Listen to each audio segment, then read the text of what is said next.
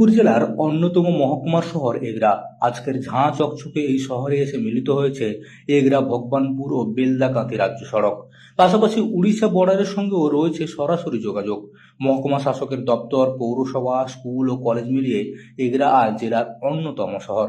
কিন্তু জানেন কি, আজ থেকে 500 বছর আগে এগরা শহর ঠিক কেমন ছিল?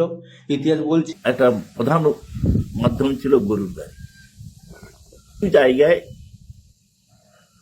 খালে ছোট ছোট নৌকায় মাল পরিবহন হতো।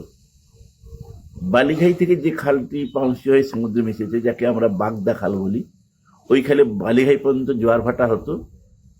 ওই খাল দিয়ে বেশ কিছু পণ্য পরিবহন হতো, বিশেষ করে মশলা জাতীয়, লবণ, লঙ্কা, তেল ইত্যাদি মশলা জাতীয় পণ্য পরিবহন প্রচুর পরিমাণে হতো। ধান পরিবহন তো হতোই।